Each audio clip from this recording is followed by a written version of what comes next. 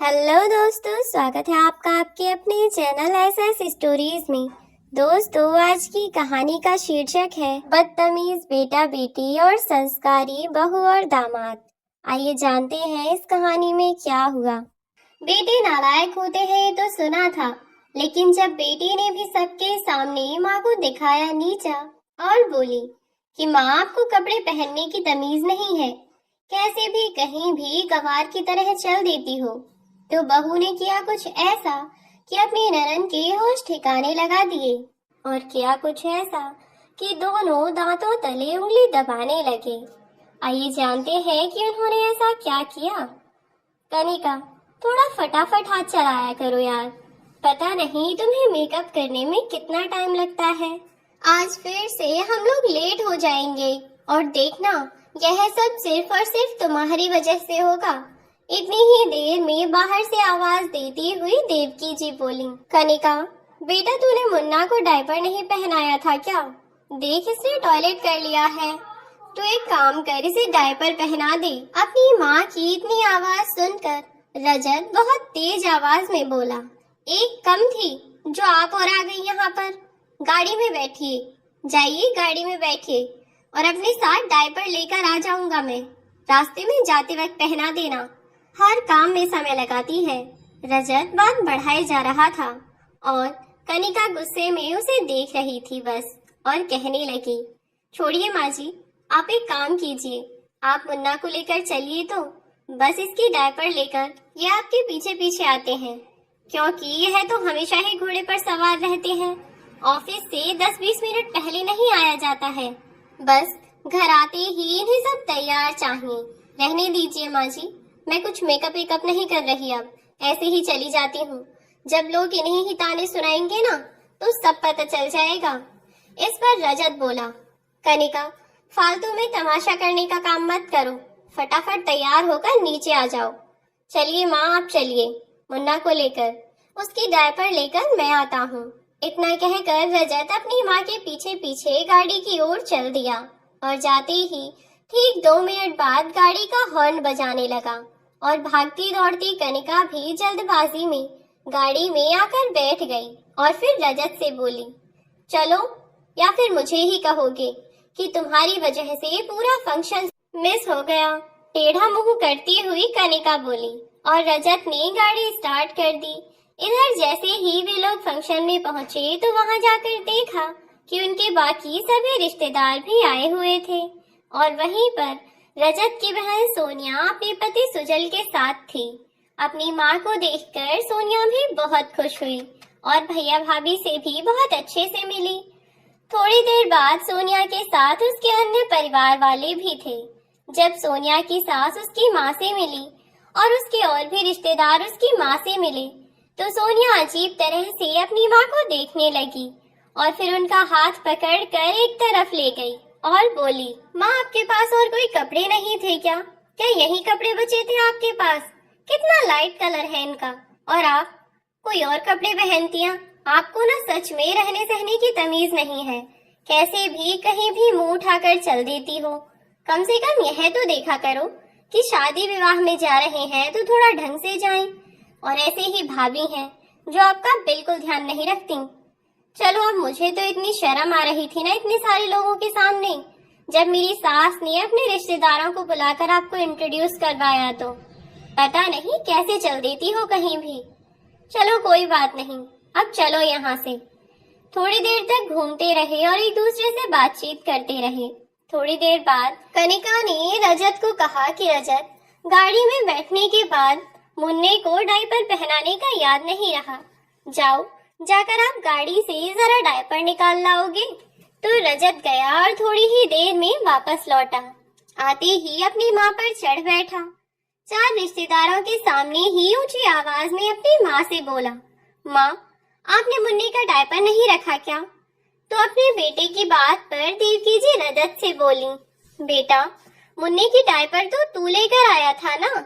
इसी बात पर रजत अपनी माँ से बोला, माँ, सच में बुढ़ापा आ गया है आपको कुछ याद नहीं रहता।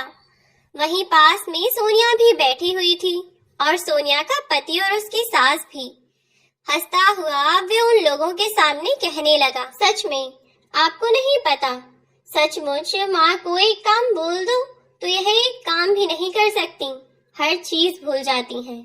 और अब देखो, मुन्ने की डायपर लाने के लिए कहा था, वह भी याद नहीं रहा। पता नहीं माँ आपका तो क्या ही होगा, कल को खाना खाना मत भूल जाना। इतना कहकर वह हंसने लगा और अपनी माँ की ओर थोड़ा कड़ी नजरों से देखने लगा। जैसे ही अंदर रिश्तेदार उठकर वहां से गए तो रजत बोला, आपसे एक काम ढंग से नहीं होता है ना, किसी एक काम के लिए कह दो तो कोई काम नहीं कर सकती। आपका होना या ना होना किसी काम का नहीं है, बस यह है कि हमारे बीच एक इंसान और रहता है, लेकिन आप किसी काम में हाथ नहीं लगा सकती। यह नहीं है कि जरा मदद कर दें। अरे डायपर रखना कौन सी बड़ी बात थी, पर नहीं, उतना भी नहीं हुआ आपसे। लेकिन अभी तक सोनिया का 10-12 साल का भांजा वहीं पर बैठा हुआ था, और भी 2-4 बच्चे थे जो बहुत बड़े तो नहीं थे, लेकिन 16, 17 या 18 साल तक के रहे होंगे। अब वे इतने छोटे भी नहीं थे कि उन्हें कुछ समझ न आए। इतने सारे लोगों के बीच उनका बेटा इस तरह से बोला तो देवकी जी को बहुत बुरा लगा। इतनी ही देर में कनिका, जो कि मुन्ने को लेकर वॉशरूम गई थी, वह वॉशरूम से बाहर आई। जब उसने अपने पति को अपनी सास पर चिल्लाते हुए देखा तो वह बोली, रजत आप एक काम कीजिए, आई थिंक आपको लेट हो रहा है ना, और हमें अब घर चलना चाहिए। अगर आपको किसी से मिलना है तो आप जाकर मिल लीजिए। इतना कहकर कनिका अपनी सास को अपने साथ लेकर चली गई। फिर यह सब देखकर सुजल सोनिया से कहने लगा कि तुम्हारे भाई को तमीज नहीं है क्या, इतने सारे लोगों के सामने कैसे अपनी माँ से बात कर रहा था। तो सोनिया बोली, क्या सुजल, आप भी ना, माँ को तमीज नहीं है कि जब घर से बाहर निकल रहे हैं तो बच्चे का डायपर रख लें। अब माँ इतनी भी छोटी तो नहीं कि उन्हें इतनी भी तमीज ना हो। घर के बाहर निकलने के बाद बच्चे को संभालने में प्रॉब्लम होती ही है। जब यह सब चीजें नहीं थी तब की बात और थी, लेकिन मुन्ना तो कब से डायपर पहन रहा है, तो उनको सोचना चाहिए ना, हर चीज में वह ऐसे ही करती हैं। और तुमने देखा नहीं कैसे कपड़े पहन कर आ गई थी, इससे अच्छी तो वही साड़ी थी जो भैया ने माँ को पिछली बार दिलाई थी। लेकिन नहीं, देखा, उस सादा सी साड़ी को पहन कर आ गई। उनके पास और अच्छी साड़ियाँ नहीं थी क्या? इतनी सारी साड़ियाँ हैं, पता नहीं कैसे भी चल देती हैं कहीं भी, रहने सहने की तमीज ही नहीं है आज। सोनिया अपनी माँ के बारे में इस तरह से बात कर रही थी और यह चीज सुजल को बिल्कुल अच्छी नहीं लग रही थी। अगर उसकी माँ से कोई ऐसे बात करे तो वह बिल्कुल बर्दाश्त नहीं करेगा। बस यही सोचकर सुजल को और बुरा लग रहा था और उसने कहा भी कि सोनिया, तुम कैसी बातें करती हो, तुम्हारी बातें मेरे सर के ऊपर से जाती हैं। तुम दोनों को अपनी माँ से बातचीत करने का तरीका बदलना चाहिए। माना कि अगर कोई बात तुम्हें ठीक नहीं लग रही तो तुम उसे दूसरे तरीके से कहो ना, आखिरकार वह तुम्हारी माँ है और तुमसे बड़ी है। लेकिन सोनिया ने उसकी बातों को अनसुना कर दिया और उस दिन रजत, कनिका और देवकी जी फंक्शन से आ गए। घर आकर जैसे ही बैठे तो कनिका ने अपने पति से कहा कि तुम ही थे ना जिसने माँ से कहा था कि 6 घंटे मत लगाओ माँ, जाकर गाड़ी में बैठो, डायपर मैं ले आता हूँ। भूल गए या याद दिलाऊं? जब मैं यहाँ ड्रेसिंग टेबल के सामने खड़े होकर अपने बाल बना रही थी और तुम दंदनाते हुए बाहर से अंदर आए थे, तभी माँ ने आकर कहा था कि डायपर पहनाने के लिए मुन्ना के लिए, और मैंने माँ से कहा भी कि माँ जाकर आप डायपर रख लो, तो तुमने कहा था कि मैं रख लूंगा, और वहाँ सब लोगों के सामने तुम माँ से ऐसी बात कर रहे थे। तुमसे तो हद हो गई है रजत, काम करते करते बिल्कुल मशीन बन गए हो। इतनी भी तमीज नहीं है कि किससे कैसे बात करनी चाहिए। इस बात पर रजत और कनिका में बहस हो गई और उनका बीच बचाव करने के लिए देवकी जी आई। तब भी रजत ने अपनी माँ से कहा कि ठीक है, आप प्लीज मुझे ज्ञान मत दो, ऑलरेडी मेरे पास बहुत है, मुझसे संभाला नहीं जाता, आप जाओ, जाकर अपना काम करो प्लीज। इस बात पर कनिका और चिढ़ गई और बोली, यही तुम्हारी सबसे बड़ी प्रॉब्लम है, दुनिया में सबसे बड़े ज्ञानी तो तुम ही हो, बाकी तो सब बेवकूफ है ना। माँ जी आप जाइए, जाकर आराम कीजिए। अपने बेटे से बात करने का कोई फायदा नहीं है आपके लिए। ये इस लायक ही नहीं है कि आप इनसे बात करें। छोड़िए माँ जी, आप जाइए प्लीज, जाकर आराम कीजिए। मुन्ना अकेला है, आप उसके पास ही आराम कर लीजिए। अपनी सास को भेज दिया। दरअसल कनिका की माँ नहीं थी। बचपन में उसकी माँ की मौत हो गई थी। जब से कनिका अपने ससुराल में आई तो उसने अपनी सास को भी, अपनी माँ और देवकी जी ने भी उसे एक बेटी की तरह प्यार किया, पर हमेशा उसका साथ भी दिया। तो कनिका उनके साथ ऐसा बर्ताव बर्दाश्त नहीं करती थी और इसीलिए उनके बीच झगड़ा हो जाया करता था। देवकी जी तो उसे कहती भी कि बेटा मेरी वजह से तुम झगड़े क्यों करते हो, मेरा क्या है, आज हूँ कल नहीं। और फिर जब मेरा अपना बेटा ही मेरी भावनाओं को नहीं समझता तो तुम्हें मैं क्या ही कहूँ। तो कनिका उन्हें समझाती कि माँ आप ऐसी बातें मत किया करिए, आपका बेटा ही तो नहीं समझता, आपकी बेटी तो है ना समझने के लिए। लेकिन इस बात पर भी उन्हें अफसोस ही होता कि बेटी भी मेरी ऐसी ही है। बेटा एक तू ही है जो मेरी हर बात को समझती है, वरना अपनी औलाद से तो मैं उम्मीदें रखना ही छोड़ चुकी हूँ कि कभी मेरी बात समझेंगे। पता नहीं क्यों उन्हें लगता है कि मैं बेवकूफ हूँ। कभी कहते हैं कि ऐसे तैयार मत हो, कभी कहते हैं कि यह काम मत करो, और फिर थोड़ी देर बाद खुद ही कहेंगे कि यह काम क्यों नहीं किया। मैं तो परेशान हो गई हूँ, लेकिन अब क्या कर सकती हूँ। तब भी तो शांत रहना ही शुरू कर दिया है मैंने। मेरी वजह से तुम झगड़ा मत किया करो। लेकिन कनिका जब उसकी सास के साथ कोई इतनी बदतमीजी करता तो वह बर्दाश्त नहीं कर पाती थी, और आज जब सबके सामने रजत ने इस तरह बर्ताव किया तो भला वह कैसे चुप रह सकती थी। इसीलिए वह बोल पड़ी थी। अब आखिरकार रजत और कनिका लड़ झगड़ कर सो गए।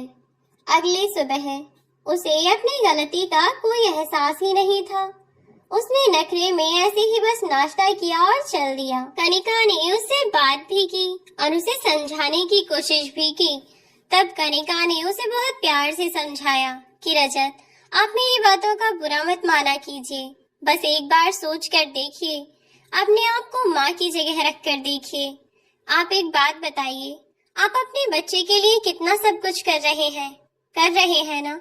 न दिन देखते हैं न रात देखते हैं, कितनी कितनी लेट तक आप आते हैं, और कभी कभी कितना सुबह सुबह निकल जाते हैं।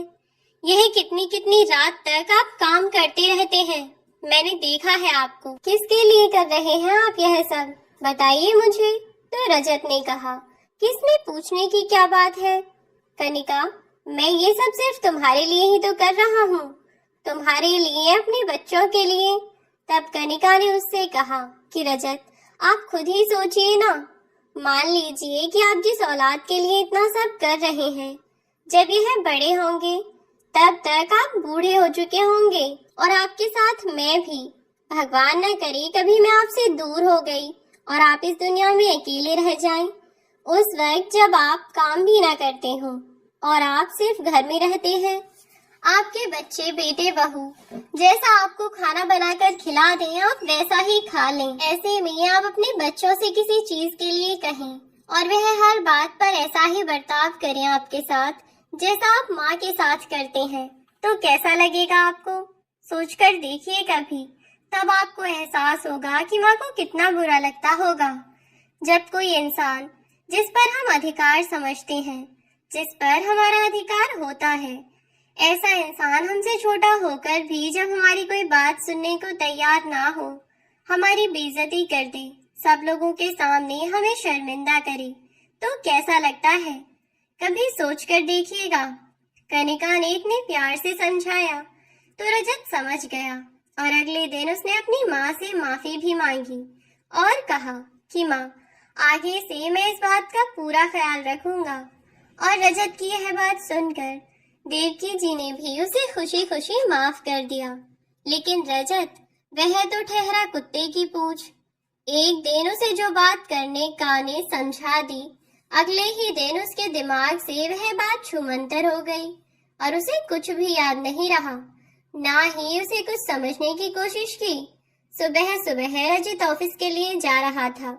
कनिका बस खाना लगा ही रही थी कि इतनी ही देर में ऑफिस के लिए वह निकलने लगा। तो देवकी जी ने अपने बेटे को कहा कि बेटा बस 1 मिनट रुक जा, देख खाना बन ही गया है, अभी लेकर आ रही है वह।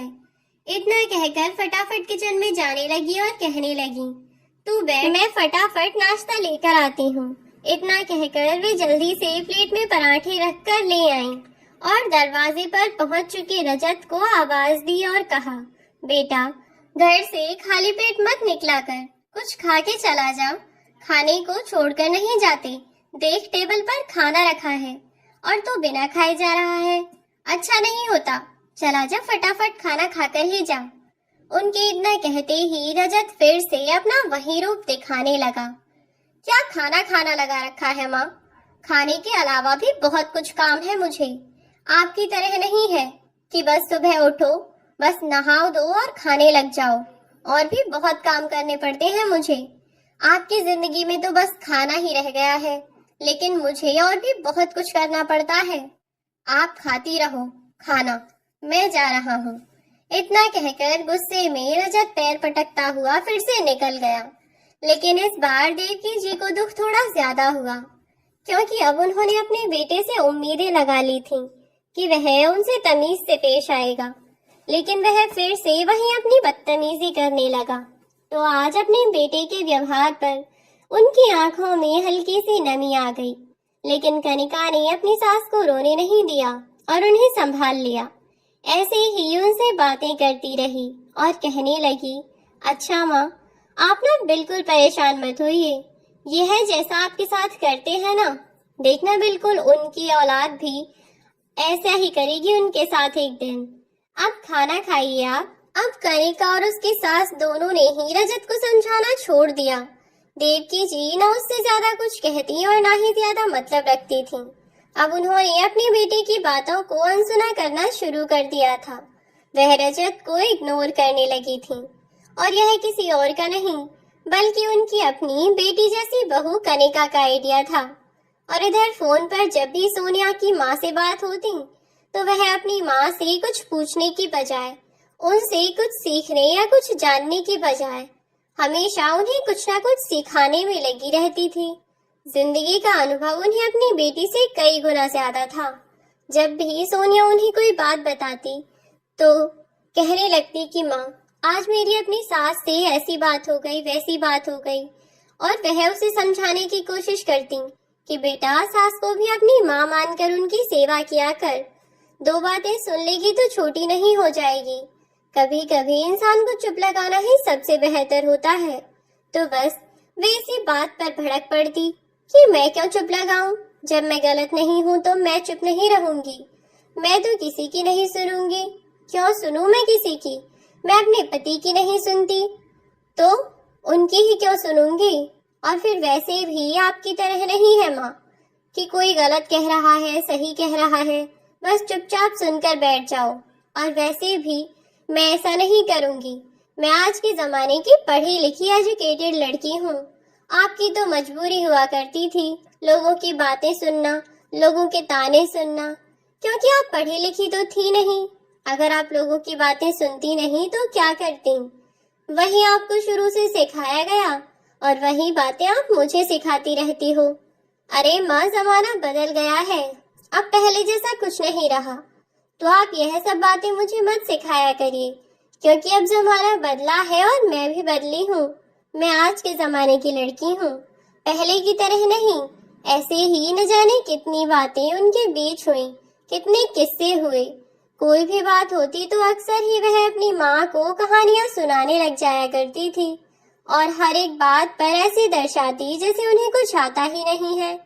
बिना बदतमीजी किए भी देवकी जी के बेटे और बेटी उनकी बहुत बेइज्जती किया करते थे, और यह बात सुजल और कनिका को बहुत अच्छे से पता चल चुकी थी। अब एक दिन सुजल ने देवकी जी से बात करने के लिए कनिका के पास फोन किया, और क्योंकि देवकी जी अपने पोते के लिए कुछ बना रही थी, तो कनिका ने फोन स्पीकर पर लेकर उनकी बात देवकी जी से कराई। तो सुजल अपनी सास से अपनी पत्नी के बर्ताव के लिए माफी मांगने लगा, और कहने लगा कि माँ जी मुझे माफ कीजिए, आपकी बेटी सचमुच बहुत बदतमीज हो गई है। उसे इतनी भी तमीज नहीं कि अपनी माँ से किस तरह बात करनी चाहिए। मुझे तो समझ नहीं आता कि ये लोग आज के जमाने के होकर भी पूरी तरह से अपनी तमीज को भूल कैसे सकते हैं। पूरी तरह से अपनी मान मर्यादा तमीज को खो चुके हैं। बस मॉडर्न जमाने के हैं तो सिर्फ मॉडर्निटी के सहारे ही जी रहे हैं। बड़े छोटे का तो कोई लिहाज ही नहीं रह रहा है। अब आप मुझे यह बताइए कि घर पर सब ठीक है ना, और आपकी तबीयत कैसी है? सुजल ने अपनी सास से उनके हालचाल लिए और उसने फोन रख दिया। फिर कनिका ने जब यह बातें सुनी तो उसे लगा कि सुजल को भी कहीं न कहीं इस बात का एहसास है कि उसकी सास के साथ उसकी पत्नी कैसा बर्ताव करती है। तो इसके लिए कनिका ने एक और प्लान बनाया, क्योंकि रजत को अपनी माँ के इग्नोर करने या ना करने से कोई फर्क ही नहीं पड़ रहा था, क्योंकि अभी तक तो वह उसकी नजरों के सामने थी ना। आखिरकार कनिका ने सुजल को फोन किया और फोन पर उससे बात करने लगी। कहने लगी कि जीजा जी जैसा आप सोचते हैं बिल्कुल मैं भी वैसा ही सोचती हूँ। जैसे सोनिया दीदी माँ के साथ बर्ताव करती हैं, बिल्कुल वैसा ही बर्ताव यह भी माँ के साथ करते हैं। मैंने समझाने की कई बार कोशिश कर चुकी हूँ कि आप माँ के साथ ऐसा बर्ताव मत किया कीजिए, वह माँ है आपकी। अगर एक बात कहती है तो सुन लिया कीजिए कि वह क्यों कह रही है, क्या कह रही है, लेकिन यह तो सुनने का नाम ही नहीं लेते। तो उधर से सुजल बोला कि हाँ भाभी, यहाँ भी बिल्कुल वही हाल है। सोनिया अपने आप को पता नहीं क्या समझती है, माँ जी को तो अपने आगे कुछ समझती ही नहीं। अरे वह कुछ बात बताती है तो अपने अनुभव से, लेकिन यह आज के जमाने की दुहाई देकर उनकी सब बातों को नकार देती है। मुझे भी समझ नहीं आता भाभी कि मैं क्या करूं, कैसे इसकी अकल ठिकाने लगाऊं। लेकिन हाँ, माँ से यह इतना ज्यादा कुछ नहीं कहती, लेकिन मम्मी जी के सामने उनकी एक नहीं सुनती। और मैं तो बस यही सोचता हूँ कि मैं इसकी अकल ठिकाने कैसे लगाऊं। तभी कनिका बोली, वही तो जीजू, मैं भी सोचती हूँ कि कुछ ऐसा आइडिया लगाया जाए कि आपकी पत्नी और मेरे पति दोनों की अकल ठिकाने आ जाए और अपनी माँ की इज्जत करना सीख जाए दोनों। खैर, आप अगर कहें तो मैं आपको अपना एक प्लान बताऊं। मेरे पास एक आइडिया है जिससे यह दोनों सुधर सकते हैं। उसके बाद सुनकर सुजल ने भी उत्साह दिखाते हुए कहा कि हाँ हाँ भाभी, बताइए ना। तब कनिका बोली, लेकिन इसके लिए मुझे आपकी भी मदद चाहिए होगी जीजू। तब फोन पर सुजल ने कहा कि बिल्कुल भाभी, आप जो कहेंगी मैं वह करने के लिए तैयार हूँ, क्योंकि मुझे भी बिल्कुल अच्छा नहीं लगता जैसे यह माँ के साथ व्यवहार करती है। तब कनिका ने सुजल को अपना प्लान बताया और उस प्लान के लिए उन्हें कुछ दिन इंतजार करना था, क्योंकि अगले ही 15 दिन में उनके किसी और रिश्तेदार के यहाँ शादी थी, जिसमें उन सभी लोगों को फिर से एक साथ जाना था। कनिका और सुजल दोनों ही अपने प्लान के अनुसार अपने अपने घर से चल दिए। कनिका ने फिर से अपने पति को गाड़ी में मुन्ना की डायपर रखने के लिए और पानी की बोतल रखने के लिए भी कहा, और इधर वह अपनी माँ पर बात टालकर निश्चिंत हो गया और फोन पर बातें करता रहा। गाड़ी में जाकर बैठ गया, लेकिन इस बार भी जानबूझकर कनिका ने लापरवाही की। ना ही तो उन्होंने दूध की बोतल रखी और ना ही पानी की बोतल और ना ही मुन्ना की डायपर रखी। जब वे लोग शादी में पहुँचे, जैसे ही वे लोग शादी में पहुँचे तो कनिका के साथ उसकी कुछ और सहेलियां भी थीं, क्योंकि यह शादी कनिका की रिश्तेदारी में थी। जैसे ही वहां पर कनिका की ननद आई तो कनिका उसे देखते ही कहने लगी, दीदी कैसे कपड़े पहने हैं आपने? आपको वास्तव में आजकल के फैशन के हिसाब से रहना नहीं आता। कि तभी कनिका की एक दोस्त उस पर हंसते हुए बोली, अरे यार सीरियसली, यह कोई ड्रेसिंग सेंस है? ऐसा लगता है कि फटा हुआ कोई कपड़ा उठाकर लपेट आई हूँ। यार मुझे तो समझ नहीं आता कि आज के जमाने की लड़की होकर भी तेरे फैशन सेंस को क्या हो गया है। ऐसे कपड़े पहनकर घूमेगी तो कोई भी कार्टून ही कहेगा ना। खैर छोड़ो और बताओ कि घर सब कैसे हैं। कनिका की यह बात सुनकर उसकी ननद को गुस्सा आया और बोली कि भाभी क्या हुआ है मेरे कपड़ों में, अच्छे तो हैं, कोई खराबी मुझे तो नहीं लगती। आपको पता ही नहीं क्या प्रॉब्लम हो रही है, बताइए मुझे कि क्या बुरा है इनमें। तो कनिका की ताऊजी की एक बेटी बोली, सोनिया दीदी कार्टून लग रही हो कार्टून, आपके फेस कलर के हिसाब से कितना ठीक लगता है भला। लेकिन नहीं, आप तो कैसे भी कपड़े लपेट कर यहाँ आ गईं। ऊपर से अब दीदी से बहस और कर रहे हैं कि क्या खराबी है इन कपड़ों में। अरे अपने आसपास के लोगों को देखिए, खुद पता चल जाएगा। इतना कहकर वह कनिका को अपने साथ ले गई और वहाँ खड़ी हुई सोनिया खुद को ही शक की नजरों से देखती हुई आसपास के लोगों को देख रही थी। उसे अब सचमुच ऐसा लग रहा था जैसे वह वास्तव में बहुत पागल लग रही है। उसे सच में कोई ड्रेसिंग सेंस नहीं है। इस सब की वजह से उससे बहुत लो फील हुआ और सबके सामने उसे इंसल्टिंग भी फील हुआ। थोड़ी ही देर में जब सब लोग साथ में बैठे हुए थे तो उन्हीं सब लोगों के बीच कनिका ने अपने पति से कहा कि मैंने आपको मुन्ना की दूध की बोतल लाने के लिए कहा था, जरा गाड़ी में से निकालना। फिर से रजत गाड़ी में देखने गया और वापस लौटा तो कहने लगा कि कनिका गाड़ी में दूध की बोतल नहीं है। और इस बार कनिका अपने पति पर सबके सामने भड़क गई और बोली, कुछ ध्यान रहता है या नहीं, अभी तो इतना बुढ़ापा भी नहीं आया, बच्चों की दूध की बोतल तक का ध्यान नहीं रखा जाता। और क्या करोगे आप? अरे पूरे दिन बस ऑफिस ऑफिस, और कोई जिंदगी है या नहीं? बाकी कोई मरे या जिए आपको कोई फर्क नहीं पड़ता ना। अब मुन्ना दूध कैसे पिएगा, या फिर यह ऐसे ही बस रोता रहेगा? अब तो मैंने खुद आपसे कहा था, अब इस बात को मेहरबानी करके किसी और के ऊपर डालने की कोशिश मत करना, किसी काम के नहीं हो आप। कनिका की इस बात से रजत को बहुत बेइज्जती महसूस हुई। आसपास देखा तो उसे ऐसा लग रहा था जैसे हर कोई उसे ही घूर रहा है और उस पर तंज कसने की कोशिश कर रहा है।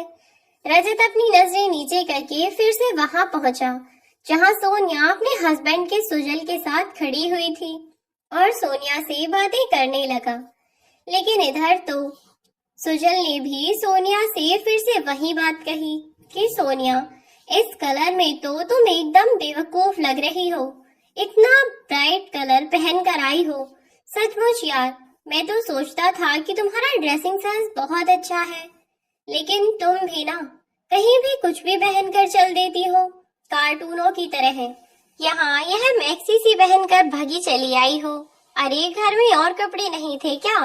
अभी 1 महीने पहले ही जो ड्रेस दिलाई थी वह कितनी अच्छी थी, लेकिन नहीं, डिजाइनर चाहे तुम्हें तत्तर लपेट कर भेज दे तब भी तुम खुश होकर घूमोगी।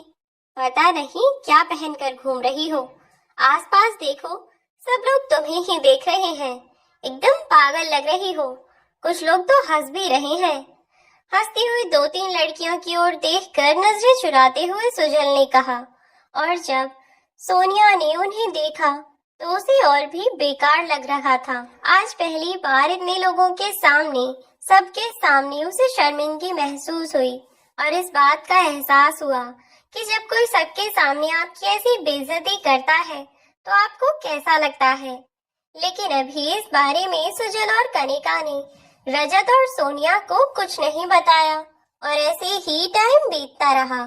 कुछ टाइम बाद सोनिया अपने बच्चों के साथ घर आई और वे लोग एक रेस्टोरेंट में खाना खाने के लिए गए। वहां जाकर सोनिया का 15 साल का बेटा, जो कि खाना खाने लगा हुआ था, उसने अपने लिए कुछ अलग प्रकार का खाना मंगवाया, जिसे देखकर सोनिया उससे कहने लगी कि बेटा तुम रहने दो, मैं ऑर्डर कर रही हूँ सबके लिए। हम सब लोग एक काम करते हैं, सैंडविच खा लेते हैं और साथ में तुम्हारे लिए चाउमीन मंगा देती हूँ, ठीक है? और कुछ खाना हो किसी को तो बताओ। इतनी देर में सोनिया का बेटा बोला, अरे मामा आपको खानी है तो आप खाओ ना चाउमीन वाउमीन, मुझे नहीं खानी। मुझे जो मंगाना है मैं मंगा रहा हूँ। आपके जमाने की बात होगी जब चाउमीन वाउमीन खाने के लिए मरे जाते होंगे लोग। आपके बच्चे यानी कि आजकल के बच्चे चाउमीन वाउमीन को पूछते भी नहीं। वही गवारों वाली चीजें। जब सोनिया के बेटे ने इतना कहा कि वही गवारों वाली चीज, तो सोनिया के बेटे के इतना कहते ही वह गुस्से में उसकी ओर घूरने लगी और रजत ने भी उसे डांट लगाने की कोशिश की। तो वह रजत से भी उल्टा बोलने लगा और बोला कि मम्मा मैंने गलत ही क्या कहा है। आप दोनों कितने भी मॉडर्न बनो लेकिन रहोगे तो वही पुराने जमाने के ना। मेरे आगे तो आप लोग भी पुराने जमाने के ही हो। तो आजकल जो चल रहा है बच्चों में वह तो मुझे पता होगा ना, आपको क्या पता होगा। आप अपने हिसाब से खाइए, जो आपको करना है आप कीजिए। मुझे और मेरी बहन को जो अच्छा लगेगा हम दोनों खा लेंगे, है ना। यह कहते हुए अपनी छोटी बहन को ताली देकर कहा, waiter come here, take order please. Rajat और उसकी बहन दोनों को ही बेइज्जती महसूस हुई लेकिन वे कुछ नहीं बोले। अब बीतते समय के साथ सोनिया का बेटा उसके साथ इसी तरह से बर्ताव करने लगा। सोनिया ने अपने पति सुजल को कहा तो सुजल ने उसे यही कहकर टाल दिया कि वह भी तुम्हारे साथ बिल्कुल वैसा ही तो कर रहा है, जो तुमसे सीखेगा वही तो करेगा। अब तुम्हारी बारी आई तो तुम्हें इतना बुरा क्यों लग रहा है। ऐसा तो तुम अपनी माँ के साथ जाने कब से करती आई हो। अपने बेटे की इस तरह बदतमीजी पर सोनिया को वास्तव में आज एहसास हुआ कि वह अपनी माँ के साथ जो करती है कहीं न कहीं वह भी गलत ही है। लेकिन अभी तक रजत को अकल आनी बाकी थी और इसकी अकल ठिकाने लगाने के लिए भी सोनिया का बेटा ही उसकी मदद करने वाला था। सोनिया अपनी हर बात अपने भैया को बताती थी और कहती कि आजकल वह बहुत बदतमीज हो रहा है भैया, मेरी कोई बात नहीं मानता। पहले सोनिया का जो बेटा है वह उसकी हर बात मानता भी था, तो इसीलिए सोनिया ने फिर से अपने बेटे को डराने के इरादे से कहा कि अगर तुम नहीं माने तो मैं तुम्हारे मामा को फोन कर दूंगी। अब जब वह नहीं माना तो सोनिया ने रजत को फोन किया, लेकिन इस बार रजत ने जैसे ही उसे डांटने की कोशिश की तो वह उल्टा जुबान चलाने लगा और उसकी हर बात पर उल्टा जवाब देने लगा। इससे रजत को बहुत गुस्सा आ रहा था, लेकिन वह चुप होने का नाम ही नहीं ले रहा था। रजत गुस्से में आकर बोला, तेरी बदतमीजियों को तो मैं कम करूंगा, एक बार घर आ जा। लेकिन अगले दिन जैसे ही सुजल, सोनिया और उसका बेटा रजत के यहाँ आए तो रजत फिर से अपने भांजे से कोई बात करने लगा और वह रजत की हर बात का उल्टा जवाब देता। इससे रजत को जैसे ही गुस्सा आया तो वह उस पर चिल्ला कर पड़ा, लेकिन वह रजत की बात को अनसुना करके अपने कानों में हेडफोन लगाकर गेम खेलने लगा। इससे रजत का गुस्सा और ज्यादा बढ़ गया। उसने अपने भांजे का हाथ बहुत जोर से पकड़कर अपनी ओर खींचा और उससे बोला, बहुत ज्यादा बदतमीज हो गए हो तुम, बड़े छोटे की तमीज भूल चुके हो क्या। लेकिन उसके इस बर्ताव पर सुजल ने उसे रोक लिया। तब सुजल ने कहा कि तुम्हें मेरे बेटे से इस तरह बात करने का कोई अधिकार नहीं है, वह जो भी कर रहा है सही कर रहा है। इतनी ही देर में कनिका दरवाजे पर आ गई और बोली, अरे दीदी, जीजू आप आइए ना, अंदर आइए बैठिए। जैसे ही वे लोग सोफे पर बैठकर पानी पीने लगे तो रजत बोला, सुजल बच्चों को इतना लाड़ लड़ाना भी ठीक नहीं, यह अभी से इतनी बदतमीजी करने लगा है, बड़े होकर क्या आपकी बात सुनेगा। तो सुजल बोला, बच्चे जैसा देखेंगे वैसा ही तो सीखेंगे ना। मुझसे तो आज तक कभी इसने बदतमीजी नहीं की।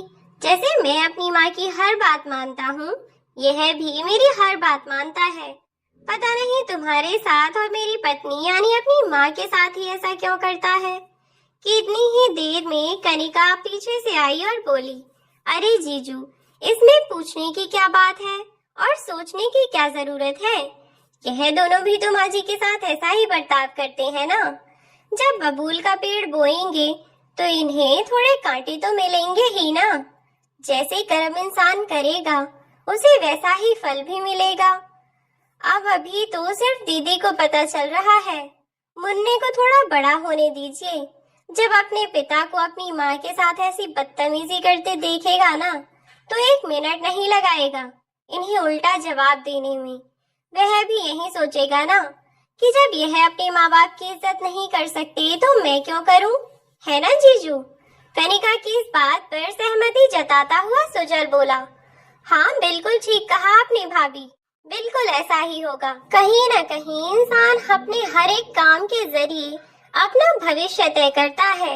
वही आप दोनों ने भी किया है। बच्चों के सामने माँ जी को नीचा दिखाकर आप लोग सोचते हैं कि आप बहुत ऊंचे हो गए, लेकिन वास्तव में बच्चों की नजरों में आपकी कोई इज्जत नहीं है। जो इंसान अपने बड़े बुजुर्गों का सम्मान नहीं कर सकता, वह किसी छोटे से उम्मीद कैसे कर सकता है कि वह उसका सम्मान करे? और जहाँ तक बात रही जनरेशन की या मॉडर्न जमाने की, तो जनरेशन बदलने पर सोच में, व्यवहार में, हर चीज में अंतर आना स्वाभाविक सी बात है। लेकिन उस अंतर को कितना बढ़ाना है या कितना घटाना है, यह इंसान के खुद के हाथ में होता है। लेकिन मेरी बीवी, वह तो खुद ही उस अंतर को खींच खींच कर इतना बड़ा बनाने की कोशिश करती रहती है ना, कि कभी खत्म ही ना हो। हमेशा अपने आप को जाने कितना दिमागदार समझेगी, जैसे बाकी तो सब बेवकूफ हैं। पर कोई नहीं, यह जितनी भी दिमागदार बन रही है ना, आने वाले टाइम में इसकी औलाद भी इसे पागल ही बना देगी, जैसे यह अपनी माँ को पागल समझते हैं। सुजल की इस बात पर सोनिया के मुंह से उफ तक न निकली, लेकिन सुजल की इस बात पर कनिका ने भी हामी भरी और कहा, बिल्कुल सही कह रहे हो जीजू, और मुझे तो इंतजार है उस दिन का जब इंसान को उसकी तरह उसके किए कर्मों का फल मिले। मुन्ना भी 4-6 साल में बिल्कुल सही सही सब बातें बोलना सीख ही जाएगा। 10-12 साल बाद वह जब बड़ा होगा तो वह भी बिल्कुल ऐसा ही करेगा। तब पता चलेगा। वह दोनों आपस में बातें कर रहे थे और वे दोनों एक दूसरे का मुंह तक रहे थे और अपनी गलती पर पछता रहे थे शायद। जब सुजल और कनिका उन दोनों की ऐसे ही बेइज्जती करते रहे तो वह दोनों सुजल और कनिका से बोले, क्या यार, अब बस भी करो, तुमने तो हमारा जीना हराम कर दिया। कर तो रहे हैं ना, कह तो रहे हैं ना, ठीक है, अब हमें समझ आ गया है कि तुम क्या कहना चाहते हो और हमें अपनी गलती का एहसास भी है। उनकी इस बात पर कनिका बोली, अगर सच में तुम्हें इस बात का एहसास है तो जाकर माँ जी को अंदर से बाहर बुला कर लेकर आओ, क्योंकि आप दोनों जब मिलते हैं ना तो उनकी इतनी इंसल्ट करते हैं कि वह आप दोनों के सामने ही नहीं आना चाहती और इसीलिए अभी तक अपने कमरे में बैठी हैं। जाओ और उन्हें जाकर नीचे लेकर आओ। इस बात पर वे दोनों राजी हो गए और अपनी माँ के कमरे में जाकर उनका दरवाजा खटखटाया। अंदर जाकर देखा तो देवकी जी टीवी देख रही थी और उन्होंने भागवत चलाई हुई थी। अपने बच्चों को जैसे ही देखा तो कुछ सोचती हुई सी नीचे देखने लगी और झट से टीवी बंद कर दिया। वह सोच रही थी कि फिर से उनकी बेटी उन्हें ताने सुनाएगी कि हर टाइम बस फालतू की चीजों में ही लगी रहती हो, लेकिन इस बार ऐसा कुछ नहीं हुआ। रजत और सोनिया दोनों ने आकर अपनी माँ से माफी मांगी और कहा कि माँ, अब हम अच्छे से समझ गए हैं कि उम्र के साथ साथ जब जनरेशन बदलता है तो सच में परिवर्तन आना स्वाभाविक सी बात है, लेकिन हमने आपकी और अपनी सोच के बीच के उस अंतर को इतना बढ़ा दिया, अपने आप को इतना ऊंचा और आपको इतना नीचे समझने लगे हम, और हम यह भूल ही गए कि माँ बाप का कद जितना ऊंचा होता है औलाद का भी उतना ही ऊंचा होता है, और अगर माँ बाप का कद हम नीचा रखेंगे तो औलाद ऊंची कभी नहीं हो सकती।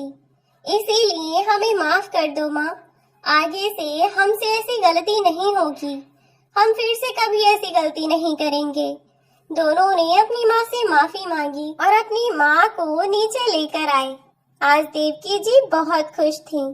सब लोगों के बीच अपने बेटे बहू और बेटी दामाद के बीच बैठकर सबसे बातें कर रही थीं, हंस रही थीं, मुस्कुरा रही थीं, बिना किसी झिझक के कि उनकी बेटी उनकी बातों को लेकर पकड़कर बैठ न जाए या उनके कपड़ों को उनकी किसी भी बात को लेकर उन्हें टोक न दे। वह बिना किसी परेशानी के बैठी थीं कि कहीं उनका बेटा उन्हें कुछ सुनाने न लग जाए। वे दोनों अब अपनी गलती पर शर्मिंदा थे और आगे से उन्होंने ऐसी गलती ना करने का वादा किया। फिर सोनिया और उसका भाई रजत दोनों की ही अकल ठिकाने आ गई और सब लोग अपने अपने घर में राजी खुशी रहने लगे। सुजल और कनिका के छोटे से प्रयास से देवकी जी की बची कुची जिंदगी खुशियों से और आत्मसम्मान से भर गई, जिसे वह जिंदगी भर हंसी खुशी जीती रहेंगी। तो दोस्तों, यह कहानी आपको कैसी लगी कमेंट करके हमें बताइएगा। वीडियो अच्छी लगी हो तो लाइक शेयर और चैनल को सब्सक्राइब करके जाएं। वीडियो में अंत तक बने रहने के लिए आपका धन्यवाद।